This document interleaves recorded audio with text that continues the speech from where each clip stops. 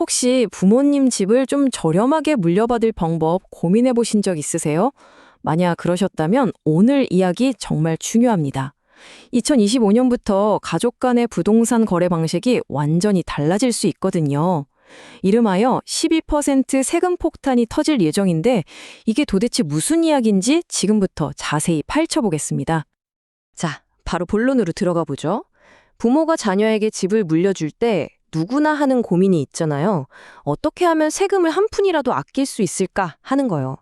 그리고 사실 그동안은 아주 영리한 합법적인 꼼수가 있었습니다. 그 방법이 바로 저가 양수도라는 건데요. 말이 좀 어렵죠? 쉽게 말해서 시세보다 아주 저렴한 가격으로 가족끼리 부동산을 사고 파는 겁니다. 수년 동안 이 방법이 가족 간 부동산 거래에서 가장 똑똑한 절세 전략으로 아주 인기가 많았어요. 자, 그럼 이 영리한 거래가 대체 어떻게 가능했는지 한번 들여다볼까요? 정말 기가 막힙니다. 첫째, 시세보다 무려 30%나 싸게 파는 거예요. 둘째, 여기서 끝이 아니죠. 자녀한테는 5천만 원까지 증여세가 없잖아요. 그걸 이용해서 가격을 한 번 더 깎습니다. 그럼 결과가 어떻게 되느냐? 자녀는 전세금 같은 거 끼고 사면 자기 돈 거의 안 들이고 심지어 증여세도 한 푼 안 내고 집주인이 되는 마법이 가능했던 겁니다. 그런데 말이죠. 이렇게 오랫동안 널리 쓰이던 방법이 이제 곧 거대한 벽에 부딪히게 됩니다. 바로 2025년부터요. 정부가 이 판을 완전히 뒤집어 버릴 새로운 숫자를 하나 들고 나왔습니다. 바로 12%입니다. 이 새로운 12%라는 숫자는요, 다른 세금도 아니고 바로 가족 간의 저가 거래 시 내야 하는 취득세를 정조준하고 있습니다. 자, 그럼 뭐가 어떻게 바뀌는 걸까요? 가장 큰 변화는 이 거래를 보는 성격 규정 자체가 달라진다는 겁니다. 예전에는 이건 그냥 좀 싸게 판 매매구나 하고 취득세를 1에서 3%만 냈어요.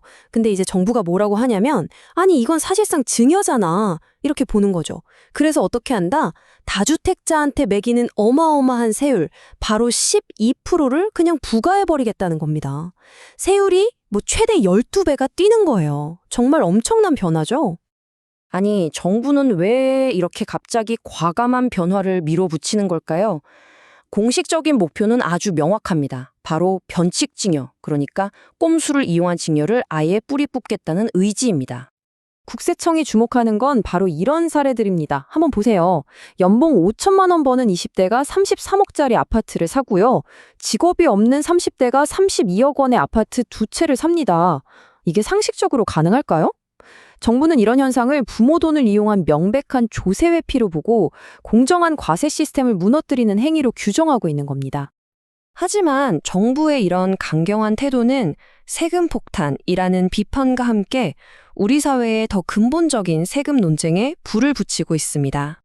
비판하는 쪽에선 이번 조치가 한국 세금 제도의 고질적인 문제, 바로 이중과세의 또 다른 사례일 뿐이라고 아주 강하게 주장합니다.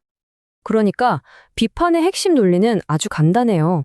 예를 들어 월급 받을 때 소득세 냈잖아요. 근데 그 돈 모아서 만든 재산에 상속세를 또 매겨요. 집 가지고 있으면 재산세 내는데 비싸다고 종부세를 또 내죠. 이게 뭐냐는 거예요. 양파 껍질 벗기듯이 같은 자산에 세금을 계속 더 씌운다는 거죠. 결국 이번 12% 취득세도 세금 위에 또 세금, 이 이중과세 논란에서 자유로울 수 없다는 지적이 나오는 이유입니다. 이렇게 강도 높은 세금 환경은 단순히 개인의 부담을 넘어서 이제는 국가 경제 경쟁력에 대한 심각한 우려까지 낳고 있습니다.